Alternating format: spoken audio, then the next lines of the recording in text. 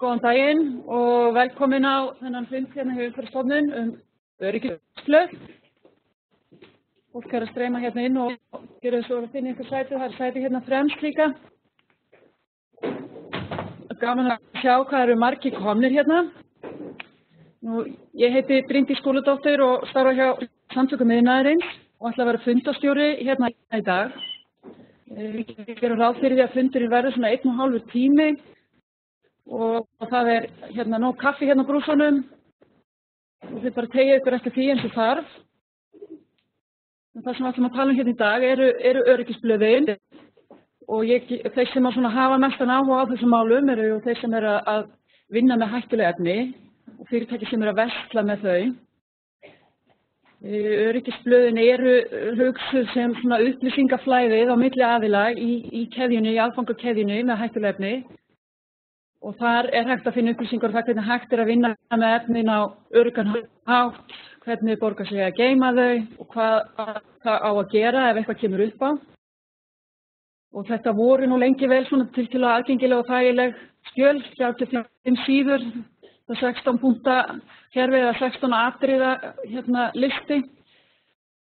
En svo með REACH-reglugerðinni, þá þetta orðið flóknara. Og það alltaf búið að bæta inn upplýsingunum sem eiga að vera þarna. Þannig að þetta orðin flóknari skjöl. En það skylda að afhenda þetta með efnum til aðila sem eru að nota þau í atvinnuskyni, hvort sem þetta eru hráefni til framleiðslu eða endanlega vörur til notkunar á vinnustöðum. Þannig að þetta á ekki að fylgja með í verslanir heldur á vinnustöðum. Og þetta ætlaði að fara yfir hérna í dag, hvernig þetta orðið. Ég vil benda ykkur á að það eru nokkrir bæklingar sem liggja hérna á borðið til hliðar öryggisblöðin, flokkun og merkingar og starfi hérna hjá efnateyminu á Umhverfisstofnun og líka bæklingur frá EKKA. Og þetta allt á netinu fyrir þá sem vilja nálgast það þar. Fundurinn tekinn upp og hann verið að streyma honum.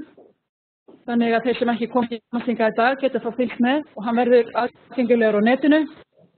Sennilega á YouTube, það kemur bara í ljós alltaf hægt að nálgast það gegnum heimasíðu Umhverfisstofnunar þannig að þið getið þá farið þar inn og rifjað upp ef þið skildið dotta hérna á fundinum. Og það líka ætla ég að biðja ykkur að þegar við verðum með spurningar og eftir að þá mikrofón sem gengur á milli svo að það heyrist spurningarnar sem þau eru með. En þá skulum við bara vinda okkur í þetta og það að tala hérna Bergþóra Hlífdís Skúladóttir og Gunnþóra Elín Erlingsdóttir, Þórurnar 2 og Bergþóra ætlar að byrja. Gjörðu svo vel. Já, komið sæl. Gaman að sjá hvað eru mörg hérna í dag. Ég ætla að fjalla hérna kröfur samantekt öryggisblöða samkvæmt REACH. Umhverfisstofnun lögbært yfirvald með REACH-reglugerðinni og kannski tekið það fram að við munum ekki á þessum fundi fjalla notkun öryggisblaða á vinnustöðum eða öryggismat eða almenna vinnuvernd. Það hlutverk vinnueftirlitsins og ég veit að það verða hérna aðilar frá vinnueftirlitinu þannig að þið endilega bara beinið spurningum slíkt til þeirra. Og ég veit að það eru gesti hér úr mörgum mismunandi áttum og með kannski mismunandi spurningar og við munum að reyna að svara eftir bestu getu en ef þetta eru mjög spesifískar spurningar að þá kannski bara vil ég endilega biðja ykkur að bara punkta það niður og jafnvel bara tala við okkur eftir fundin eða senda okkur fyrirspurn bara á ist.ist.is og þannig þá er þetta að skoða það betur þegar eftir fundin. Það sem ég ætla að fjalla í dag, þetta svolítið langt, ég vona að það ekki að dotta eins og Bryndís var að segja. Það sem sagt öryggisblöð bara fyrir og nú, hvaða reglur hafa verið í gildi og hvað í gildi núna. Við erum að fara gegnum svona ákveðin skörunartímabil með leiðbeiningarnar og reglurnar. Og svo yfir þess að helstu þætti eins og fyrir hvaða vöru þarf öryggisblöð, hvenær þarf að búa til öryggisblöð og hvernig, hver á að útbúa þau og þessi klassíska spurningum tungumálið. Og svo með ég fara bara yfir innihald öryggisblaðina svona, yfirborðskennt en það helsta. Þetta þetta heilmikið upplýsingur sem eru þarna að baki og ekki kannski að fara grundigt ofan í hvern einasta lið.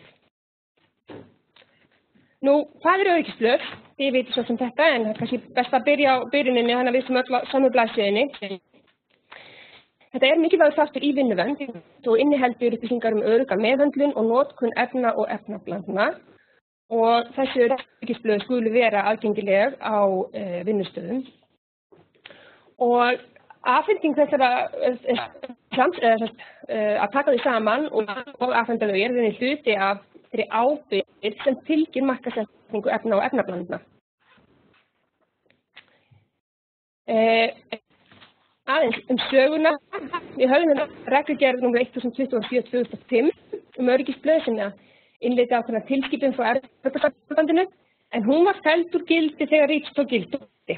REACH tók gildi 2006 í Evrópu og 2008 hér og innleidd þarna í íslenskri reglugerð nr. 250/2008 og það koma fram í greinum 31-36 þessar upplýsingar í aðfangakeðjunni. Það er kafli sem heitir upplýsingar í aðfangakeðjunni.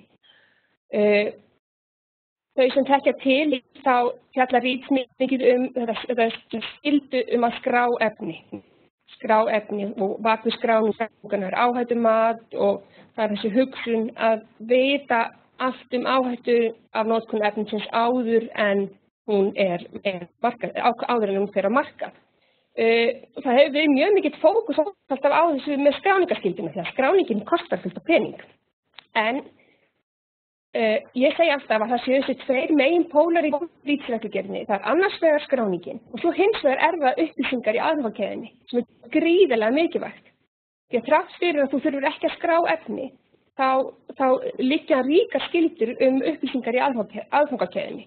Og það er það ákvæðum hvenær þarf að búa til öryggisblöð í þessum greinum þarna, hvað skuli koma fram í þeim, hvernig skuli afhenda þau og hvenær skuli uppfæra og fleira. Þetta er gríðarlega mikilvægt. Það er ekki nóg að búa til allar þessar upplýsingar varðandi áhættumat og slíkt ef þeim er ekki miðlað til þeirra sem raunin að nota efni. Og í REACH þá þessi annar viðauki sem raunin leiðbeiningarnar. Það kröfur samantekt öryggisblaða, hvernig á að útbúa þessi öryggisblöð. Og þetta hefur verið svolítið breytingar á þessum viðauka sem helgast af því að það tóku gildi nýjar reglur flokkun og merkingu efna og efnablandna, svo kallað CLP. Og þá þurfti þetta sjálfsögðu að aðlaga þennan viðauka 2 við REACH sem þessar leiðbeiningar samantekt öryggisblaða af þessu nýju reglum flokkun og merkingu. Og það var gert með þessari reglugerð 453/2010, sem Evrópureglugerð. Og við hana eru 2 viðaukar sem hafa 2 gildistíma og þetta rauninni bara verið að setja inn breytingarnar varðandi CLP. Og þessi gildistími hann endurspeglar svolítið innleiðinguna á CLP. Fyrsti viðaukinn hann gildistíma frá 1. des 2010 til 1. júní 2015. Þá var það hreina efnin átt að flokk og merki samkvæmt CLP. Og núna annar viðaukinn við þessa gerð þarna, hann hefur gildistíma frá 1. júní og áfram. Þannig ég segi alltaf að nú erum við komin svolítið á beinubrautina. Það búið að endalaust eitthvað skörunartímabil þetta og hitt, en nú erum við komin svolítið á beinubrautina með þetta, því nú skal rauninni bara flokka og merkja blöndur samkvæmt CLP og það endurspeglast í því að leiðbeiningarnar í öðrum viðauka koma núna fram í þessum öðrum viðauka við reglugerð 453/2010. Það var svolítið eins og kínverska svolítið. En þetta í rauninni ekkert sérstaklega flókið. Ef við skoðum þarna tímalínu, þetta var fyrir 1. desember, þá var það bara upphaflegi viðaukinn við reglugerðina. Svo kom þessi reglugerð 453/2010 og þá voru 5 ára tímabil sem þessi viðauki gilti og nú gildi bara þessi viðauki frá og með 1. júní. En, það er alltaf en, þó heimilt að halda eldri öryggisblöðum sem voru útbúið samkvæmt fyrsta viðaukanum fyrir efnablöndur sem voru merktar, pakkaðar og markaðsettar fyrir 1. júní 2015. En þarna vil ég taka fram að þetta þýðir ekki það að það sé hægt að bara framvísa öryggisblöðum frá 2002 og segja, ég ætla að nota þetta skörunartímabil. Það þá rauninni bara ef það hefði verið, ef að öryggisblöðin voru tekin saman samkvæmt þessum hérna miðvika, þessum hérna, þá má halda þeim þannig. Og breytingin þarna rauninni bara svo að í lið 2 þá verið að fjalla út frá hvaða reglum verið að flokka efni. Jæja, þá það hvenær skal útbúa öryggisblöð. Það kemur fram í grein 31.1 í REACH og það segir að útbúa skal öryggisblöð efnið eða efnablandan flokkar sem hættuleg í samræmi við reglugerð 415/2014 og ef efnið þrávirkt og safnast upp í lífverum og eitrað í samræmi við 13. viðauka REACH og líka ef efnið tilkynnt á kandidatlista við sérlega varasum efni. Og svo spurningi hvenær skal afhenda öryggisblöðin. Það þegar efnið eða efnablanda seld til aðila sem ætlar að nota hann í atvinnuskyni eða selja hana áfram í smásölu. Þá skal birgjuvörun að láta öryggisblöð fylgja með henni. Til að tryggja það að þau séu til taks ef á þarf að halda. Og sömu aðilar, þessir aðilar sem að nota hann í atvinnuskyni eða selja hann áfram í smásölu, þeir geta einnig óska eftir öryggisblöðum fyrir efni eða efnablöndur sem ekki flokkast sem hættuleg, en innihalda að minnsta kosti eitt efni í sérstöku flokki yfir ákveðinn styrk. Og hérna ætla ég ekki að fara að telja þetta upp. Þetta eitthvað sem bara hvert og eitt fyrirtæki þarf bara að skoða. Þetta allt tilgreint mjög vel í leiðbeiningunum. Tekka fram að allt sem ég að segja í dag, eða flest af því sem ég að segja í dag, rauninni sem kemur bara fram í þessum leiðbeiningum samantekt öryggisblöða. En hérna, þetta sem sagt, já, ég ætla ekki að fara út í þetta. Og þá það spurningi hvenær skal afhenda öryggisblöð. Í grein 31.8 segir að öryggisblað skal afhent án þess að gjald komi fyrir á pappír eða rafrænt.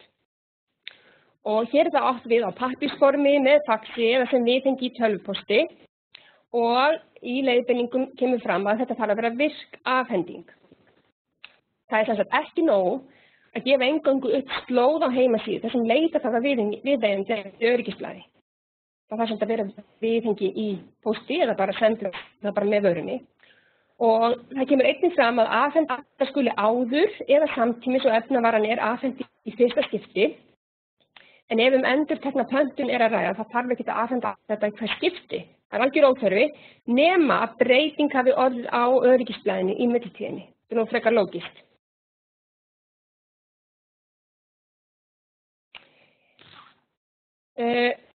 Aðalmálið auðvitað að þessi blöð séu aðgengileg á vinnustað, á þeim vinnustöðum þar sem efnin eru notuð, þess að tryggja örugga meðhöndlun og upplýsingar séu til staðar hvernig á að bregðast við. Það segir í 35. grein að vinnuveitandi skal veita starfsmönnum og fulltrúum þeirra aðgang að öryggisblöðum í tengslum við efni eða efnablöndur sem þeir nota og geta orðið fyrir áhrifum frá í starfi sínum. Og hérna ég segi að uppfæra möppuna, því ég hef svo sem komið í fyrirtæki og það mappa með öryggisblöðum. En það getur verið stundum bara frekar áhugavert að líta í það möppu, því það kannski bara einhverjir forngripir. Og þó svo kannski að það sé búið afhenda öryggisblöðin. Það ekki bara nóg að setja þetta einu sinni í möppuna og hún sé bara tilbúin ef þetta kannski bara úrelt blöð. Þannig að þetta lifandi plagg öryggisblöðin, þetta ekki bara að grafa í stein, gera þetta einu sinni og svo bara þarf ekki að hugsa það. Þetta það var að uppfæra möppuna. Svo það uppfærslan. Að uppfæra öryggisblöðin.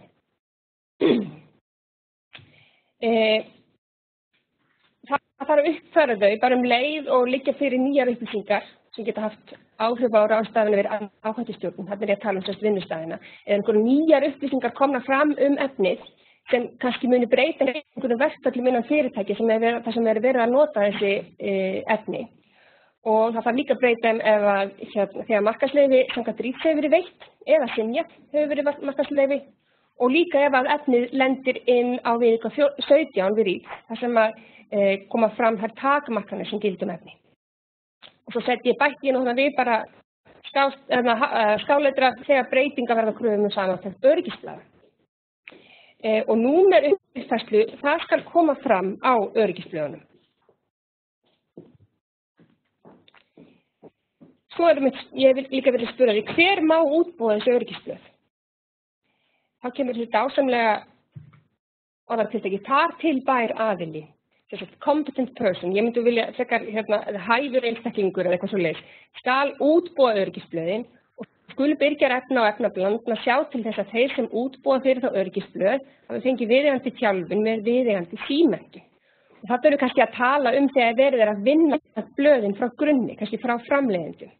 Kannski aðeins horfir öðruvísi við eins og oft raunin á Íslandi þar sem verið að íslenska og staðfæra. Og hvað þar til bær aðili? Það raunin ekki gefið upp í reglugerðinni sjálfri hvaða kröfur eru gerðar, en í leiðbeiningarritinu þar alveg listi yfir svona atriði sem að ætti að hafa til hliðsjónar þegar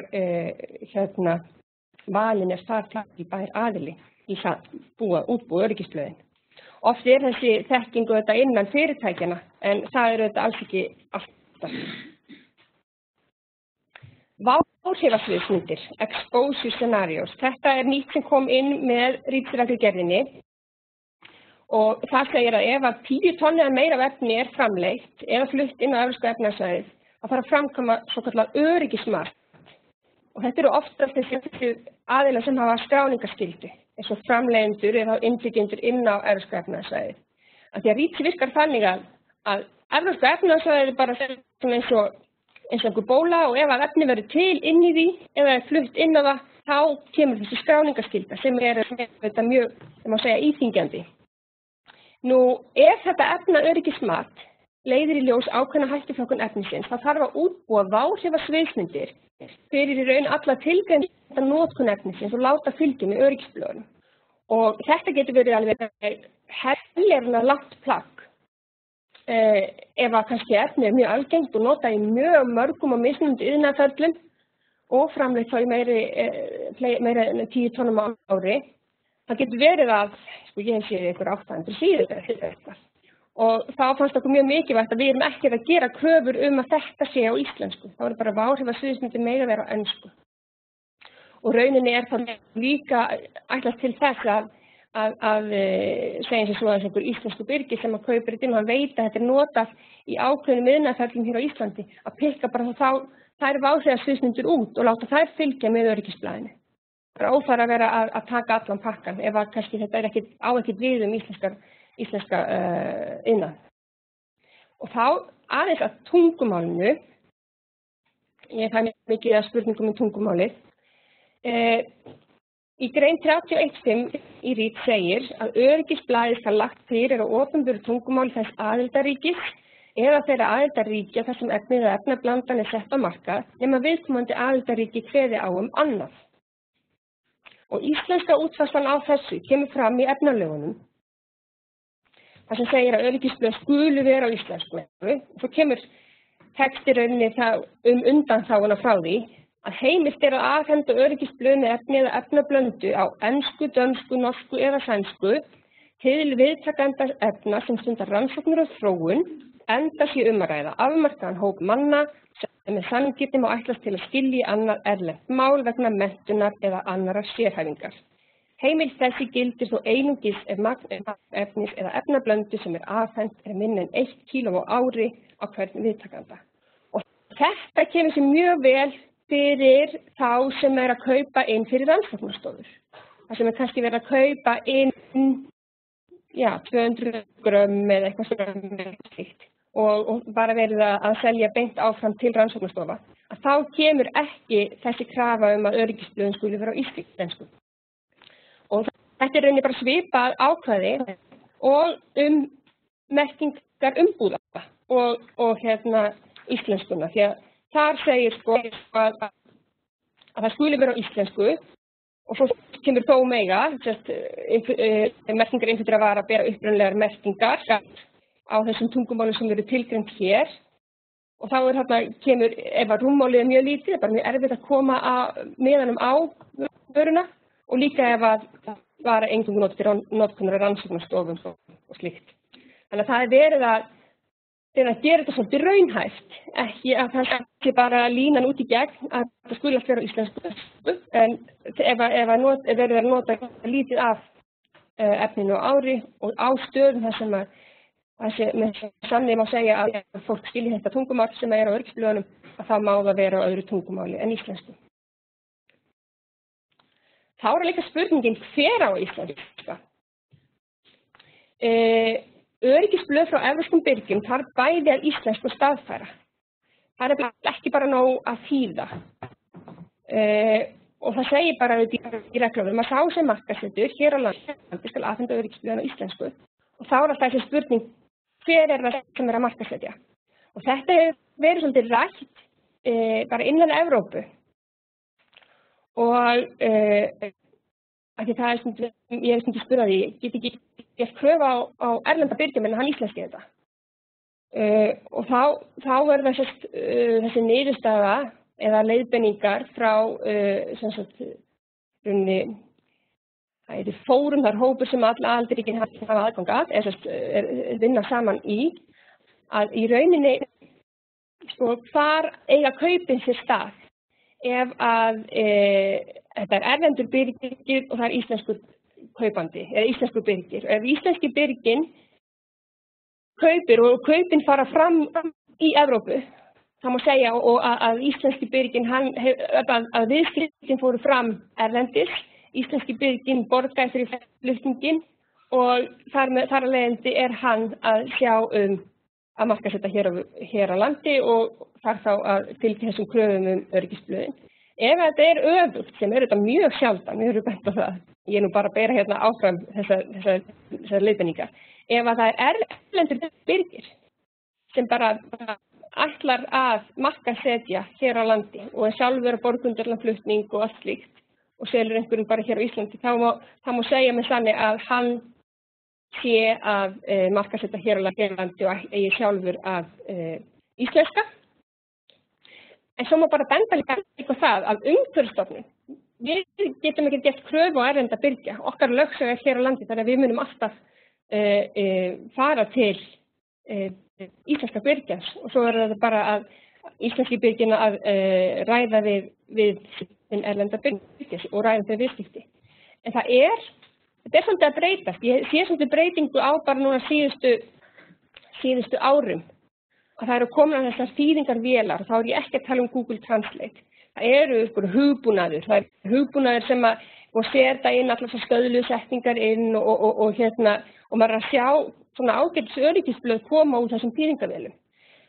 En það þarf samt alltaf að vanda verkið og það þarf að staðfara og lesa yfir og slíkt.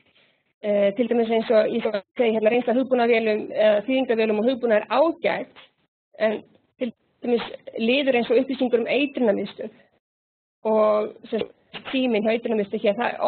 Íslenski notendur, þeir græða lítið á því að fá gefið upp símanúmer hjá eitrunarmiðstöð í Hollandi og það að gefa upp eitrunarmiðstöð hér á Íslandi. Og svo þarf líka að skoða lið 15, þar sem verið að tala íslenska löggjöf, að það sé þá rétt númer og ýmislegt annað. Svo ég bara stóðst ekki máti að benda ykkur á að stundum fær maður alveg frá mjög skemmtilegar þýðingar. Þarna kollver í ammóníum, fjórgilt ammóníumsamband, það var þýtt ársfjórðungslegt ammóníak. Það mjög skemmtilegt.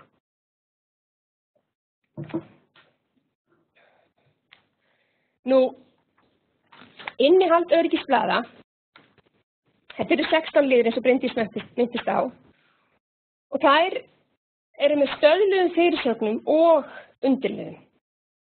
Og fram skal koma fyrsti liður og svo eitthvað þá að standa fyrsti liður líka sem hluti af fyrirsögninni.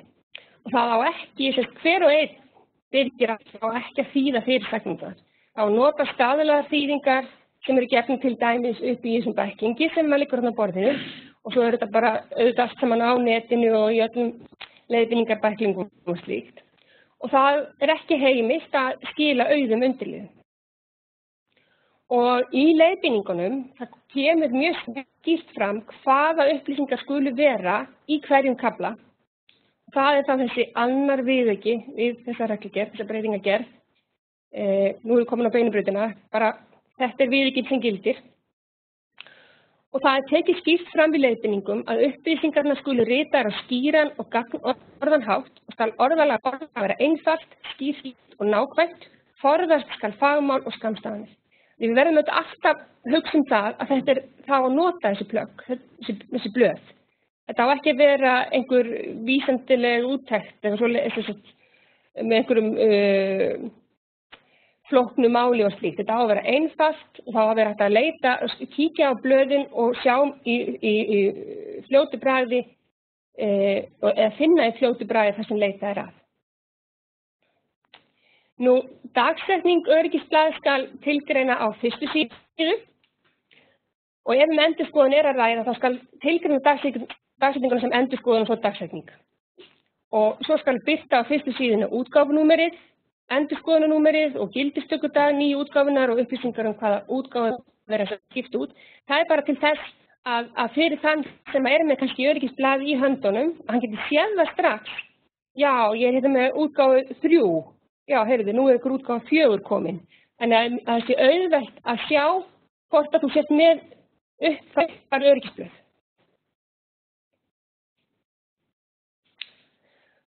Svo ætla ég að fara í gegnum bara hvert lið fyrir sig og tæpa á því helsta. Umhverfisstofnun hefur lagt megin áherslu undanfarið á eftirlit með, þá skoðum við helst lið 1, 2, 3, 15 og 16. Svo að sjálfsögðu erum við að gera kröfur að öryggisblöðin sé á íslensku. Þarna er þetta ýmislegt í öryggisblöðunum sem að við getum lítið verið að rengja. Þarna er verið að tala eðlis- og efnafræðilega eiginleika, blossamark og frostmark og slíkt skiluru. Þannig að við erum ekki að gera athugasemdir við slíkt. Við höfum fyrst og fremst verið að gera athugasemdir við það ef að það er ekki verið að uppfæra öryggisblöðin samkvæmt nýjustu leiðbeiningum. Nú í fyrsta lið þarna sjáum við að þetta heitir fyrsti liður, tvípunktur, auðkynning efnisins eða blöndunar og félagsins eða fyrirtækisins. Þarna á að koma fram vörukenni og mér finnst alltaf gott að hafa ensku heitir nálægt til sem að átta sig betur á þessu. Þetta er Product Identifier og hér þarf að koma fram, ef þetta er hreint efni að ræða, þá skal tilgreina hér skráningarnúmerið en ekki þarf að tilgreina síðustu 4 stafina. Það er þetta viðskiptaleyndarmála vinkillinn. En þó getur eftirlitsaðilinn, hann getur krafist þess að fá uppgefið fullt skráningarnúmer við eftirlit og fengið það sent til sín. Þannig að við getum þá slegið því inn í gagnabanka Efnastofnunar Evrópu og sannreyta í raun og veru. Það er mjög mikilvægt og ég hef þurft að aðstoða íslensk fyrirtæki með þetta því að það eru sum fyrirtæki sem eru svolítið treg í að afhenda þessi skráningarnúmer. Þetta eru 17 stafanúmer. Og í 1.2 þarf svo að tilgreina viðeigandi notkun efnisins eða blöndunar og notkun sem ráðið er frá. Í lið 1.3 þar er talað upplýsingar byrgi öryggisblaðsins og þar þarf að koma þessar upplýsingar að koma fram, bara framleiðandinn og innflytjandinn og upplýsingar eitthvað af þessu, eða hvort þessi framleiðandi, innflytjandi. Stakur fulltrúi er íslensk þýðing á only representative, hvort þessi eftirnotandi eða dreifingaræðili. Eitthvað af þessu þarf að koma fram og fullt heimilisfang, símanúmer og netfang ábyrgðar aðila en þó ekki eitthvað prívat netfang. Miklu frekar að þessu við erum upp að koma í veg fyrir það að ef að viðkomandi starfsmaður hættir að það verði bara dauður endi þarna er að vera sent á þetta netfang. Og það verður að koma fram þessar upplýsingar fyrir allavega eitt byrgi aðfangutöðin innan Evrópska efnahagssvæðisins. Og svo er það í undirlið 1.4, það er þá neyðarsímanúmerið, eitrunarmiðstöð. Og þið sjáu að þetta er allt mjög niðurnægt. Það er þessi 16 punktar og það eru undirliðir fyrir hvern og einn punkt. Þannig að það er mjög mikilvægt að allir þeir undirliðir komi fram. Nú þá er það hættugreiningin og það er þessi liður sem hefur verið að breytast svo mikið vegna þess að það verið að breyta kröfunum flokkun og merkingu. Nú, að því við erum komin á beinubrautina, sem ég ætla að segja, þá á að flokka bæði efni og blöndu samkvæmt CLP. Og þessar upplýsingar eiga að vera í samræmi við merkingarnar á umbúðunum. En svo segi ég hérna, en athuga þó ákvæðum blöndu sem eru markaðssettar fyrir 1. júní. Það er þá bara þetta, ef að varan er komin í hillurnar, þá máttu halda áfram að nota öryggisblöðin sem voru tekin saman samkvæmt leiðbeiningu sem giltu áður. Nú, hér er að koma fram merkingaratriði eins og hættumerki og viðvörunarorð, hættu- og varnarsetningar og aðrar hættur ef einhverjar eru. Hér er bara svona dæmi eitthvað efni. Sjáu hérna flokkunin. Það eru þessar 3 hættur sem eru tilgreindar, eðlisræn hætta sem er svona physical hazard og heilbrigðishætta og umhverfishætta. Og undir merkingaratriðinu þá eru gefið upp ESI-númerið eða EBI-númerið og hættumerkin, hvert er viðvörunarorðið og hættusetningarnar og varnarsetningar. Þetta er bara svona dæmi framsetningu. Nú í 3. lið, það er þá samsetningin. Og ef er að ræða hreint efni, þá eru rauninni ýmsir valmöguleikar á framsetningu. Það þarf að koma fram þetta efnakenni eða chemical identity, svo CAS-númer og slíkt. Og ef að, þó að þetta hreint efni, ef að eru einhver óhreinindi eða einhver svona stabilizing additives, stöðgandi viðbótarefni, ef að slík efni eru, þó ekki væri nema í 1% eða eitthvað, eru þarna í þessari, ég vil ekki segja blöndu, en eru í þessu efni og eiga þátt í flokkun efnisins, þá þarf að tilgreina það líka. Þetta er aðeins viðameira þegar kemur á blöndunum og framsetninguna fyrir þær.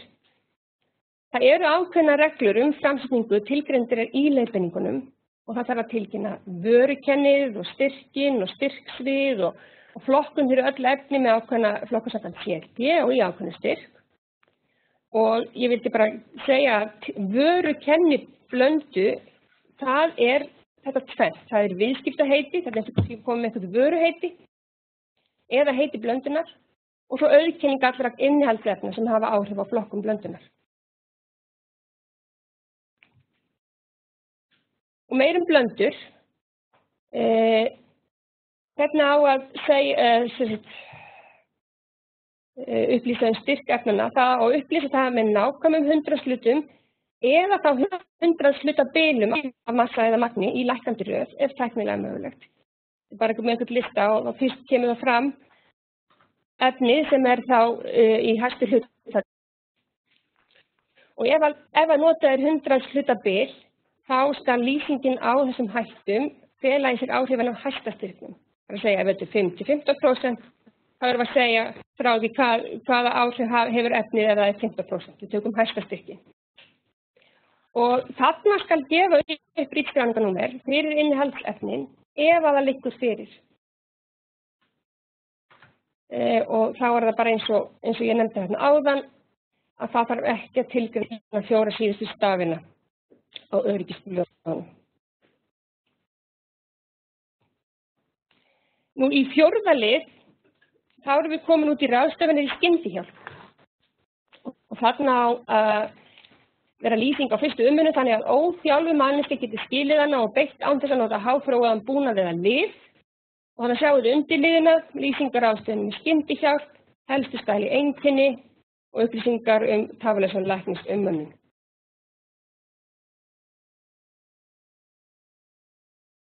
Í 5. lið er fjallað ráðstafanir vegna slökkviaðgerða.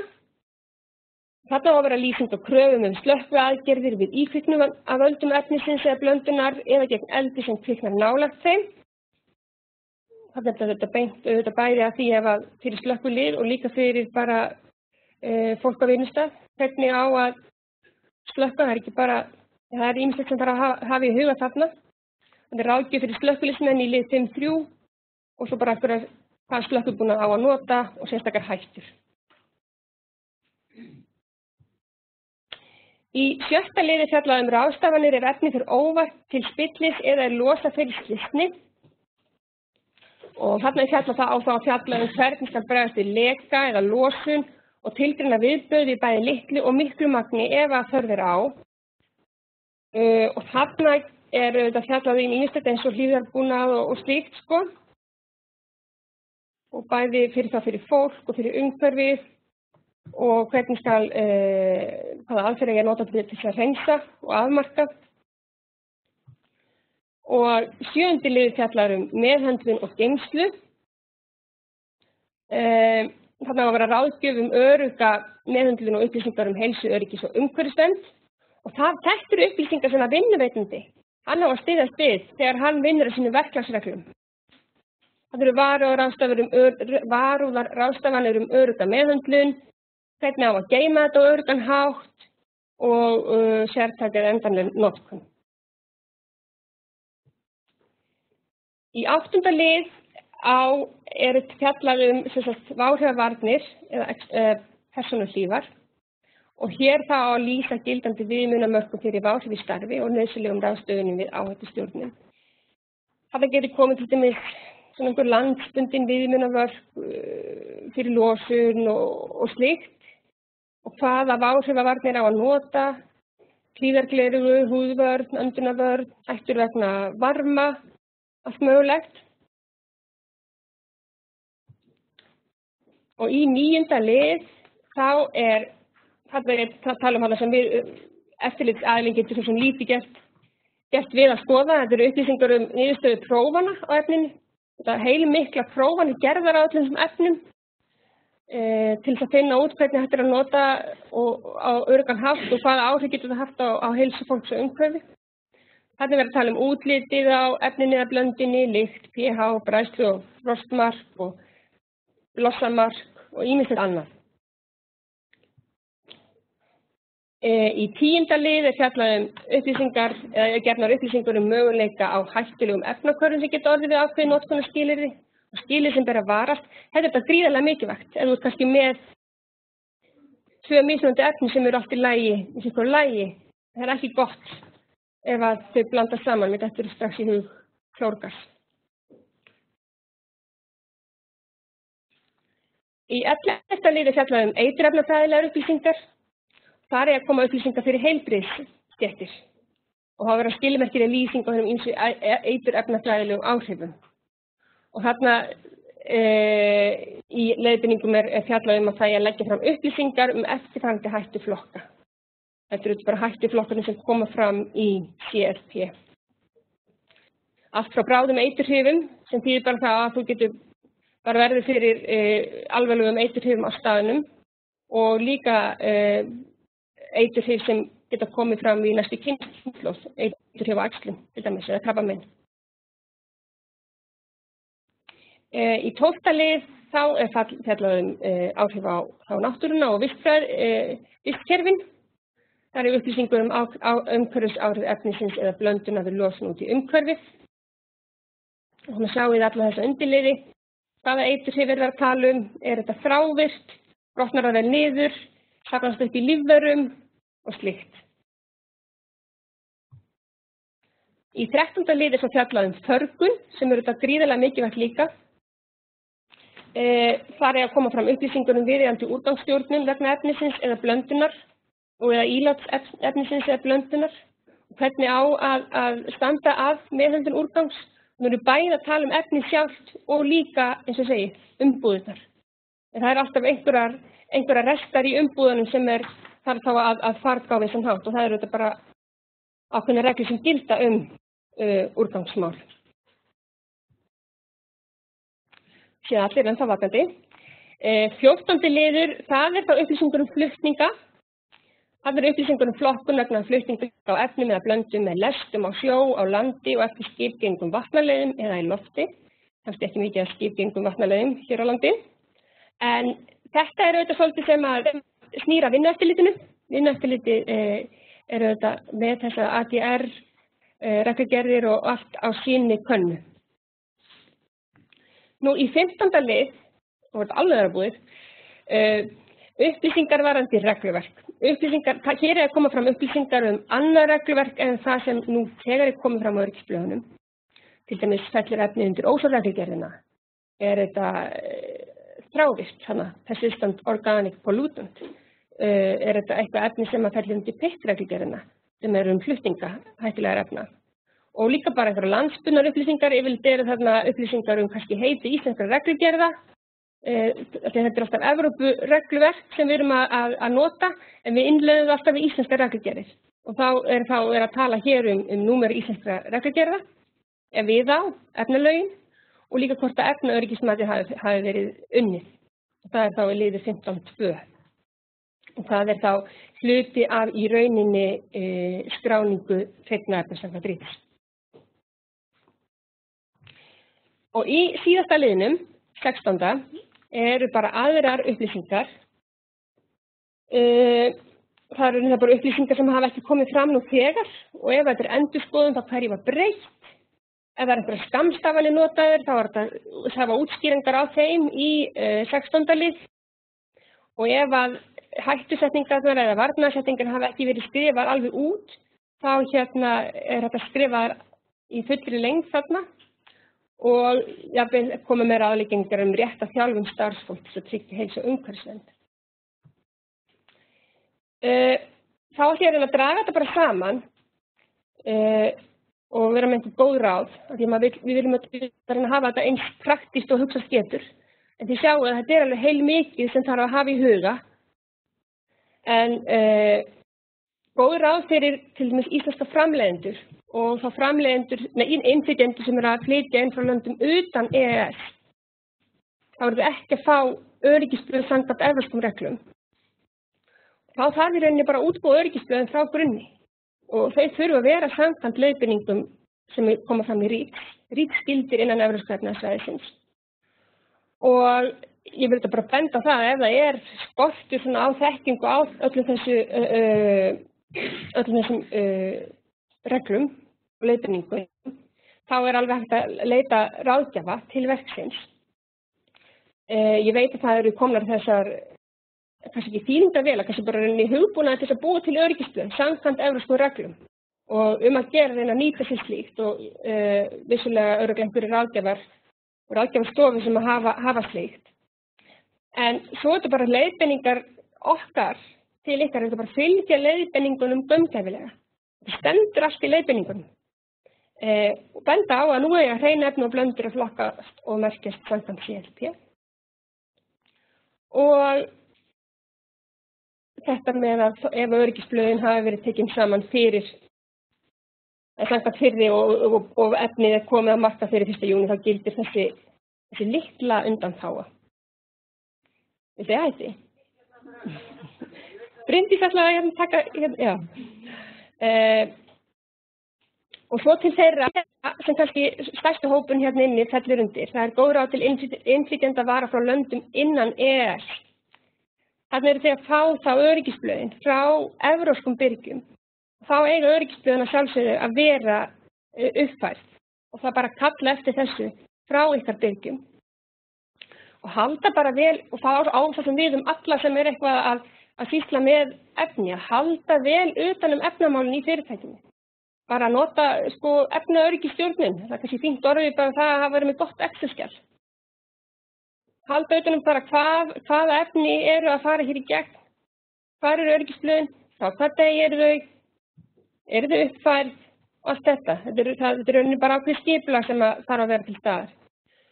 Samstarf við erlenda byrgja, það mikilvægt. Sumir eru nú þegar að íslenska blöðin, en þeir eru kannski ekki að staðfæra þau. En það alltaf eftir og kannski ekki hægt að leggja á erlenda byrgja að staðfæra þau. Það þarf að vera einhver þekking hér á íslensku samfélagi og íslensku aðstæðum. Og svo þetta bara að lesa yfir og staðfæra íslensk blöð frá erlendum byrgjum. Nú, eins og ég segi, það til heilmikið upplýsingum. Við erum með upplýsingar á okkar heimasíðu. Ef þið farið hér, þið getur alveg fengið þessar glærur, þær verður örugglega settar bara á netið. Ef þið smellið á þennan link hérna þá dettið inn á blöðungin sem þið eru með. En það líka tengið á þess að margum töluðu reglugerð og þá það raunin bara við ekki töfið þetta sem að gildir varðandi reglurnar. Svo erum við líka með síðu bara REACH og síðu flokkun og merkingu til að glöggva sig á þessum reglum. Og svo eru þetta heimasíða Efnastofnunar Evrópu sem alveg gríðarlega umfangsmikil og þeir leggja mikil metnað í allt varðar leiðbeiningar. Og þið getið smellt hérna á link sem leiðir ykkur inn á guidance documents og það getið þið alveg farið frá, ég veit ekki hversu marga blaðsíður eru stundu verið, þeir getið verið ansi þykkir, en svo þeir líka að gefa svona guidance in a nutshell. Þegar maður vil kannski bara aðeins að tæpa á þessu svona í helsta og þá þurfum við glöggva þig á því með því að fara inn í stóra leiðbeiningabæklingin. Og svo langar maður bendi ykkur á þetta hérna, Getting Started with the Chemical Legislation. Þetta er flott síða sem þeir eru bara nýverið búnir að opna og þar bara farið yfir þetta heilt yfir, bara áttu við þennan hóp þá þarf að gera þetta, eftir þessum business þá þarf að gera þetta. Þetta er flott síða. Og svo vil ég líka benda ykkur á að endilega skrá ykkur á póstlista Efnastofnunar Evrópu. Það fáið þið svona fréttablað. Vikulega eða 2 sinnum í mánuði eða eitthvað. Og það mjög þægilegt. Það leiðir maður svolítið áfram ef það eitthvað nýtt. Og þeir eru ansið duglegir að setja upp alls konar svona, fræðslu. Og þá ég búinn.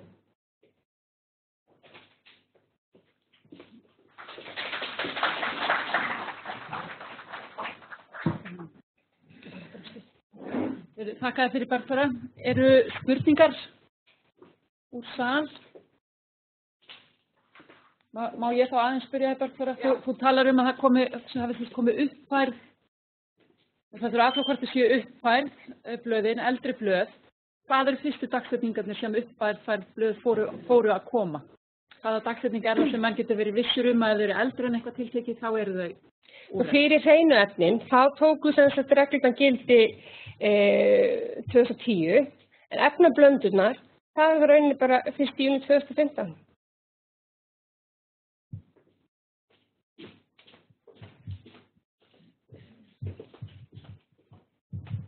Já, Lóð Tómasson heiti ég. Langar að spyrja þarna, þegar menn fá svona þessu litriði blöð, þá eru mörgum tilfellum skráð alveg gríðarlega umfangsmiklar rannsóknir á efnunum.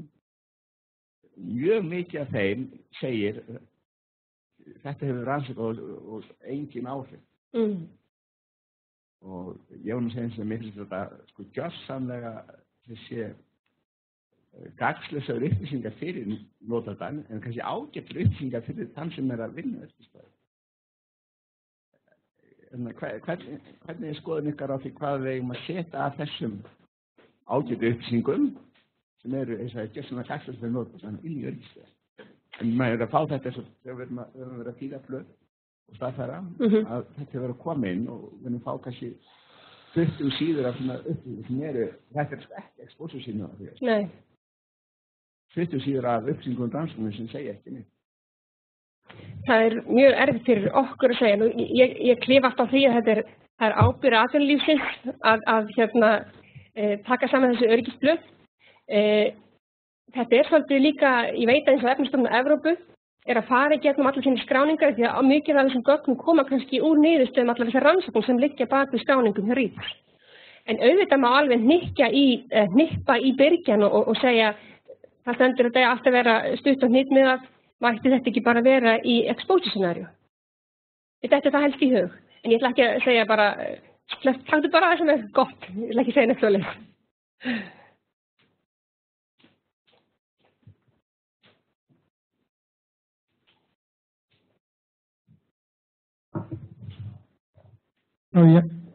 Ég með tvær spurningar. Fyrsta lagi, eru útprentuð og rafræn skjöl jafngild ef ég smásöluaðili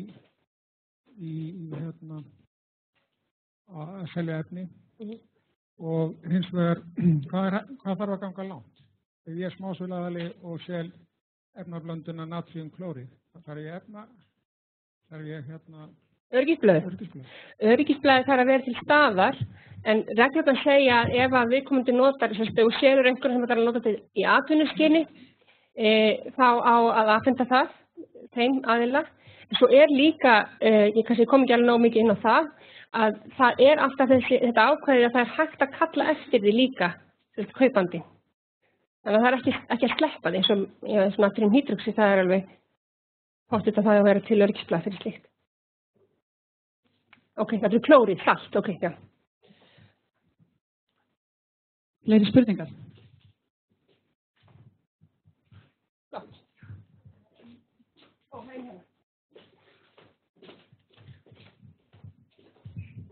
Sælir Árný, bara þegar ég kom sent inn, ég sá varðandi símanúmerið af eitrunarmiðstöðin. Ég hef verið að þýða öryggisblöð og sé að yfirleitt því sem erlendur kemur fram neyðarlínan 112. Ég hringdi upp á neyðarlínu og mér var sagt það að að gera allir að hafa 112 inni vegna þess að eitrunarmiðstöðin því miður þá hefur oft bara ekkert verið svarað þar. Bara takk fyrir góða ábendingu.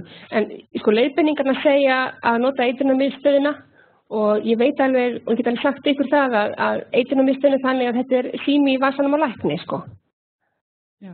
Þetta ekki einhver batteri á bakvið þetta. Þannig að að gera bæta við 112 líka. En eins og ég segi, við erum þetta að bara segja hvað stendur í reglunum og þarna stendur eitrunarmiðstöðin. Ég langar líka að spyrja þetta, kannski svolítið nördalegt í 12-talið, það sem oft kemur fram ESC50 og LC50 og ég fór eitthvað að vesenast í að þýða þetta eitthvað verkunarstyrkur og hvað þetta nú heitir, viðgildis banastyrkur þarf þess. Nei, bara LD50, lethal dose 50, það á bara alveg að vera nóg.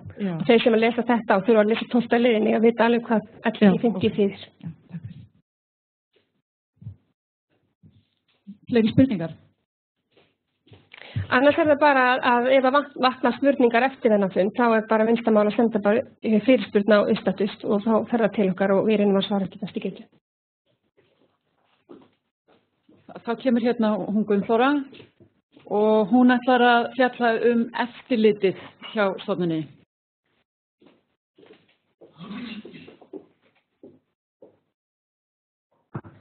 Komið sæl. Já. Það bara þetta svolítið stutt og laggott. Ég ætla að fjalla eftirlit umhverfisstofnunar og viðbrögð við frávikum. Og ég heiti Gunnþóra og er lögfræðingur í efnateymi. Þannig að þetta verður svona frásvolítið svona lögfræðilegu sjónarhorni kannski. En það getur verið margvíslegar ástæður fyrir eftirliti stofnunarinnar og þetta getur komið úr svolítið svona ólíkum áttum. Við getum fengið annars vera ábendingu frá svolítið einstaklingi eða fyrirtæki á þá nafnlausa eða undirnafni. Þetta getur verið tilkynning frá heilbrigðiseftirlitinu. Þetta getur verið tilkynning gegnum RAPEX sem svona Evrópu gagnagrunnur hættulegar vörur og svo getur þetta líka verið okkar eigin frumkvæði. Þetta getur þetta á eftirlitsverkefni eða hvernig sem það En í öllum þessum tilfellum þegar ábendingarnar hafa borið til stofnunarinnar þá ákveðin sérfræðingur gerður ábyrgur fyrir málinu og þar hann sem þá fer og kannar máli nánar og fer að skoða hvort það sé einhvers konar frávik og ef það eru frávik þá gerir hann kröfur úrbætur. Og það í rauninni ekki fyrir að það verði ekki verið orðið við þessum úrbótum sem að þá fer máli til lögfræðings. Og þess vegna langar mér svolítið svona að hvetja fyrirtæki, við því með ykkur hérna, til að nýta svolítið tækifærið að bregðast við úrbótum hjá sérfræðingi. Að láta málið ekkert endilega fara til lögfræðings. Af því að sveigjanleikin og sérfræðiþekkingin þetta hjá sérfræðingnum og hún ekki hjá mér. Ég ekki mjög sveigjanleg. Þannig að gera að nýta þetta svolítið betur. En með efnalögunum sem tóku gildi núna 2013, þá var þetta heimild til beitingu þvingunarúrræða. Hún var sett á Umhverfisstofnun. Og þetta var mjög nauðsynleg aðgerð af því að það mjög miklir hagsmunir fyrir fyrirtæki sem í húfi. Það var sett mjög víðtæk bæði þvingunarúrræði og svo viðurlög, allt frá beitingu þessu dagsekta yfir í að stöðva markaðssetningu vöru og hreinlega bara starfsemi.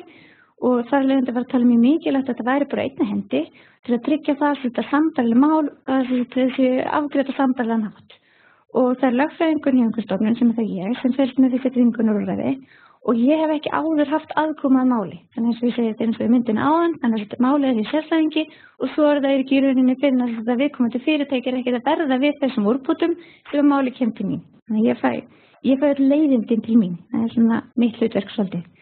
En úrræðin sem í boði, þau eru öll listuð í efnalögunum og þau fara svolítið svona frá því að vera svona minnst íþyngjandi yfir í mest íþyngjandi og við þurfum bara með stutt yfir þvingunarúrræðin, þá eru þau þessu annars vegar áminning, að þú getur veitt fyrirtæki áminningu, það er dagsektir og þær geta numið alltaf 500.000 krónum á dag, en þetta er mikið svona matsatrið hverju sinni. Svo eru maður þessi stöðun markaðssetningar á vörum stundarsakir, þá er reynilega bara að taka vöru af markaði tímabundi þangað til það er búið að verða úr úrbótum. Svo er það stöðun markaðssetningar vöru svolítið varanlega, þá yfirleitt kemur það eftir þessa tímabundi stöðun eða reynilega það er bara, já, það er ekki orðið úrbótum eða er ekki tægt að gera. Og þá erum maður að ræða það að Umhverfisstofnun fer henni fram á það að viðkomandi aðili fari ekki í vörunni. Og svo lokum við þá stöðun starfsemi til bráðabirgða. Það er þetta mjög íþyngjandi úrræði og það þyrfti ansi mikið að koma til svo myndi fara að beita því. En þessum úrræðum sem við höfum yfir að ráðast í efnalögunum skiptast annars verið þvingunarúrræði eins og viðurlög. Kannski svolítið mikilvægt að gera greinarmun þarna á því þvingunarúrræðum þeir eru ætlað að þvinga fyrirtæki til þess að þetta verða við úrbótum. Og meðan viðurlög er hreinlega bara refsing. Það er bara verið að refsa fyrir að gera hluti á rangan hátt. Þetta er ekki eins og á að gera. Og viðurlögin þau eru annars vegar þess að haldtekninga eða förgun og þannig er þetta að fá Umhverfisstofnun sjálf sem fer að farga vörun og sendi síðan reikningin að viðkomandi aðila og síðan er þetta stjórnvaldssektir. Og það er stjórnvaldssektirnar þær virka svolítið þannig að það er rauninni bara gert ráð fyrir því að fyrirtæki viti nákvæmlega til hvers er ætlast aðeins, hver kröfurnar eins og hvað varður öryggisblöðin, það verður að afhenda þessi öryggisblöð og ef þau eru ekki til staðar þá er hægt að beita refsingu. Og þegar við þá eftir í rauninni, við höfum eftir að fara í gífurlega kynningu á þessum stjórnvaldssektum, við höfum eftir að þetta er búið að taka gildi en við höfum ekki farin að beita þessu ennþá og þau verður upplýst þegar að því kemur. En það er hægt að beita þessum úrræðum samhliða. Þannig að það er rauninni, þannig ef að til dæmis að öryggisblað er ekki fyrir hendi, þá er þetta að refsa fyrir það og svo á sama tíma að beita þvingunarúrræði til að fá viðkomandi fyrirtæki til þess að fara á stað að drífa sig að koma öryggisblaðinu svolítið á stað. Nú stjórnvaldssektir, það er reglugerð núna sem er í vinnslu hjá Umhverfis- og auðlindaráðuneytinu og hún fjallar fjárhag stjórnvaldssekta. Hún í rauninni fjallar ekki öll atriði sem falla undir þessa stjórnvaldssektar heimild sem stofnunin hefur, en hún mun aftur á móti fjalla öryggisblöð og hún verður bara mjög svona skýr og skorunar og það verður mjög lítið svigrúm fyrir stofnunina að ákveða eitthvað með fjárhæðir. Og þetta var bara hugsunin var bara svo að þetta er svolítið svona jafnt eitthvað við alla ganga og þetta var bara að vera mjög svona fyrirsjáanlegt.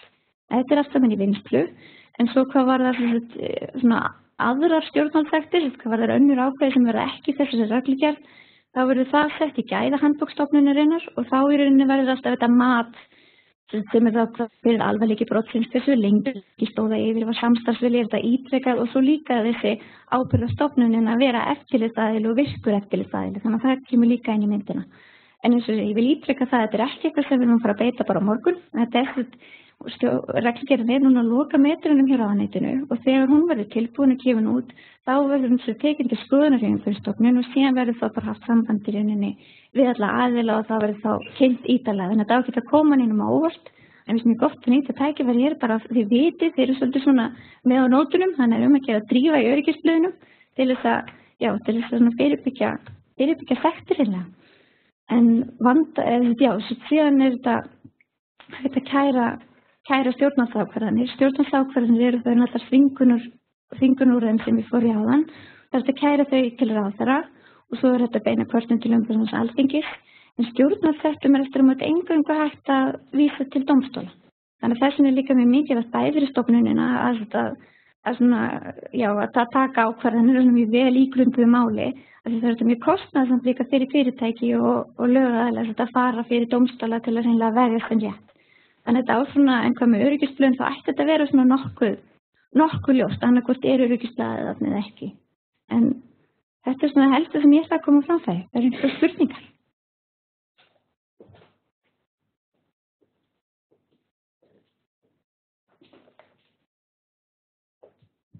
Það er spurning frá mér. Hafið þið nú þegar þurft að beita þessum ákvæðum? Við höfum beitt þvingunarúrræðum að einhverju leyti en við höfum ekki beitt stjórnvaldssektum. Það alveg þessi stjórnarsettarnir er eitthvað sem við ætlum algjörlega að bíða með þangað til reglugerðin er tilbúin og við erum búin að skoða máli betur hjá okkur og ekki síst kynna það fyrir bara hagsmunaaðilum, en við erum aftur mútið beitt þvingunum úr þeim. Það hefur reynt á það í þessu tilfellu gagnvart öryggisblöðum þessi ekki staðar. Nei, ég held ekki. Hefur reynt á það gagnvart öryggisblöðunum, hvort þessi ekki staðar? Já. Já. Nei. Já.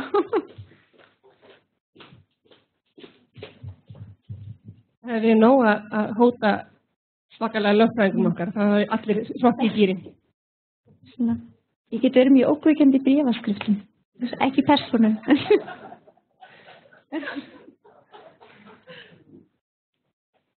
Einhverja fleiri spurningar til Bergþóru eða Gunnþóru?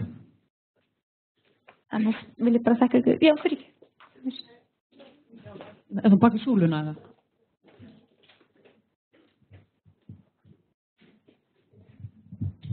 Jón Bjarnason. Það sem að ég er búin að vera í efnaðinefnum í tölvöld lengi að þá finnst mér skorta mjög mikið á að viðtækendur okkar séu mótiveraðir til að nota þessi öryggisblöð.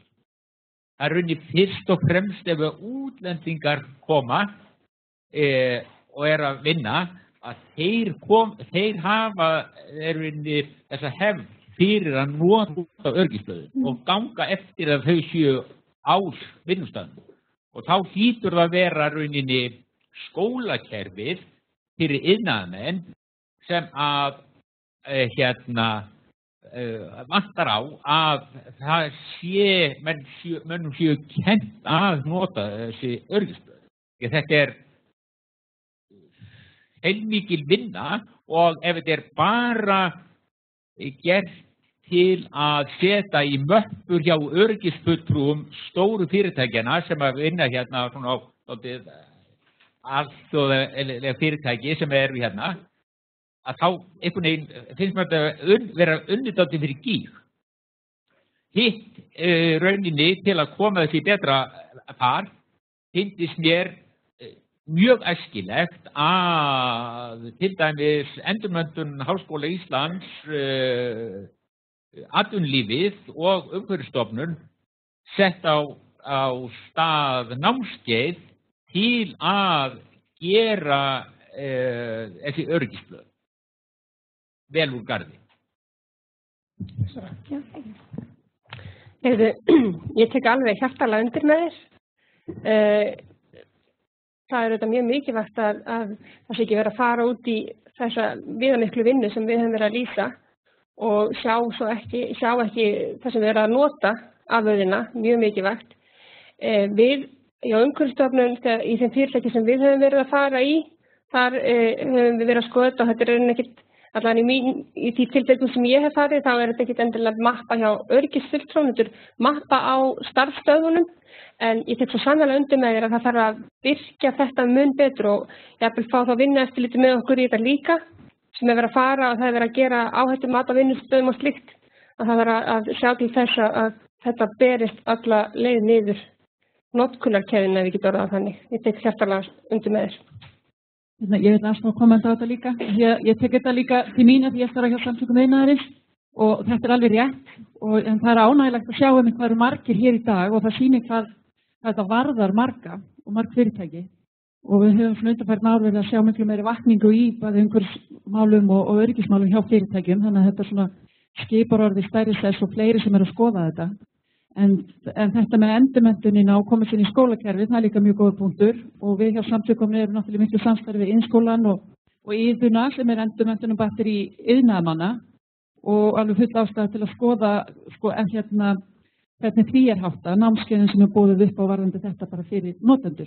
Því það er nefnilega málið, það eru mjög góðar upplýsingar í þessum blöðum sem hægt er að nota á vinnustöðum. Bryndís, já það er líka hér.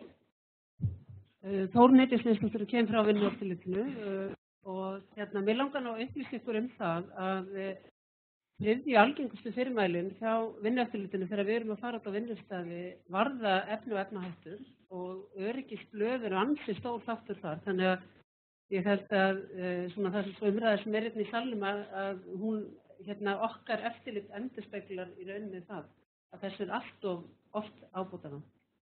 En reyndin hins vegar sú og þess vegna skiptir þessi góða tillaga sem kom hérna frá þér miklu máli að vinnueftirlit auðvitað ekki á öllum vinnustöðum. Við erum fáliðuð og komumst alls ekki yfir nema brota þeim vinnustöðum sem eru að vinna með efni. Þannig að hinn almenna upplýsing þekking skiptir öllu máli. Þannig að svona það og við erum auðvitað alltaf tilbúin til samstarfs við alla sem við okkur vilja vinna.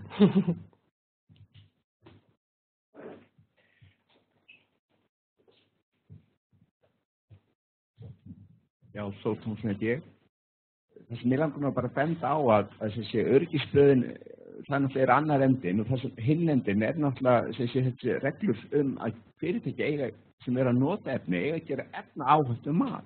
Já. Og þetta náttúrulega sá hluti sem þyrfti sérstaklega að fara í gegnum rauninni kennslurunum ennþá frekar heldur en sjálfsögða búðlausning sem mikið að vera að þeir sem að vinna og fara ekki skólakerfi fari og læra að gera efnaáhættu mat.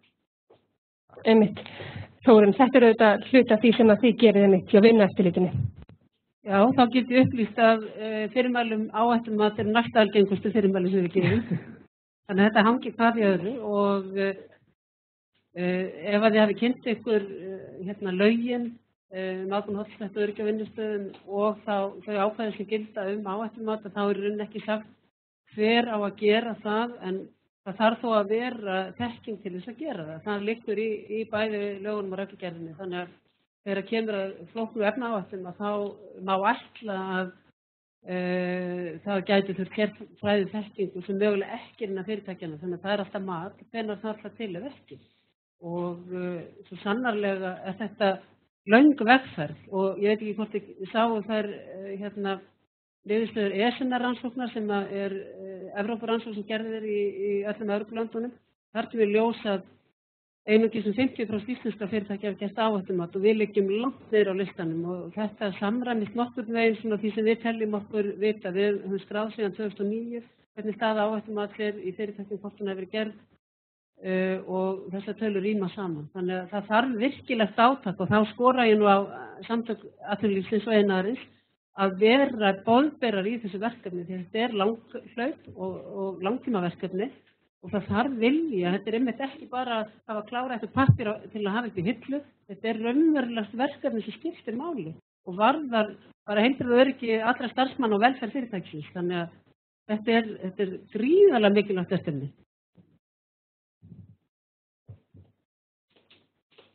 Takk fyrir þetta. Eru fleiri spurningar, athugasemdir? Nú ef ekki þá segjum við svo lokið og ég þakka Gunnþóru og Bergþóru bara kærlega fyrir þeirra innlegg og ykkur fyrir að mæta og bara mjög góðar umræður líka hér og eins og ég sagði það bara sést á því hvað margir eru hérna í dag, hvað þetta skiptir marga máli og ég held líka, ég skal viðurkenna, ég átti ekki vön á svona mörgum, ég held að sé líka svona ákveðin vakning í gangi og menn sé átti að sjá að þetta skiptir máli og þetta sé, vonum menn sé líka átti að sjá því að þetta er eitthvað sem hægt er að nýta til að bæta aðstöðu á vinnustöðum. Takk fyrir.